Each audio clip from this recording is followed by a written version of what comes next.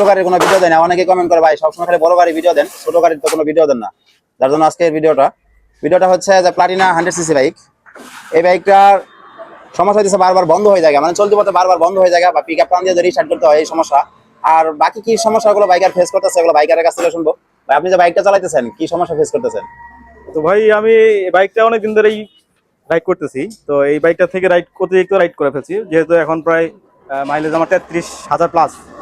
তো সেই ক্ষেত্রে এই বাইকটাতে এখন পর্যন্ত কোনো কাজ করা হয় নাই বা কোনো কাজের সমস্যা হয় না। ইদানিং 15-20 দিন যাবত যে সমস্যা হইতেছে যে রানিং এর মধ্যে ইঞ্জিন বন্ধ হয়ে যাইতেছে, তারপরে আমি আবার সেলফ দিয়ে স্টার্ট করতেছি, আবার কিছুক্ষণ পরে দেখা যায় 5-7 মিনিট পর আবার ইঞ্জিন বন্ধ হয়ে যাইতেছে। মানে এই সমস্যাটা ফেস করতেছি। আর সেই সাথে সম্ভবত মাইলেজও কিছুটা কম পাইতেছে আগের থেকে। বারবার বন্ধ হয়ে যাইতেছে। অনেকেই এই সমস্যাগুলো নিয়ে যে কাজ করে বারবার কার্বোরেটর টুইনিং করে, এই কার্বোরেটর বারবার টুইনিং করার পরও দেখা যাচ্ছে এই সমস্যাগুলো সমাধান হয় না।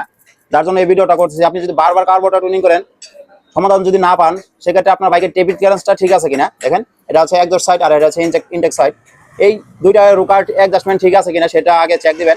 তারপর আপনি কাজ করবেন যে মাইলেজ, তারপর ইয়ার স্ক্রুটা আপনি অ্যাডজাস্ট করে নেবেন যে সঠিক পরিমাণ মাইলেজটা যাতে করে পান, এর জন্য আর কি কার্বোরেটরটা ভালো করে অ্যাডজাস্ট করে নেবেন। কিন্তু আগে আপনার প্রথমত যে কাজটা করতে হবে, যদি এই সমস্যাগুলোর সাথে মিলে যায় আর কি, এই রুকারের অ্যাডজাস্টমেন্টটা সঠিক আছে কিনা সেটা এই ফিলার গ্যাসের মাধ্যমে আপনি ঠিক করবেন। দেখেন এটা হচ্ছে আমার এই ফিলার গ্যাসের সবচেয়ে নিম্ন যে ছোট যে ফিলার গ্যাস আছে চিকন, সেটা 0.3 mm।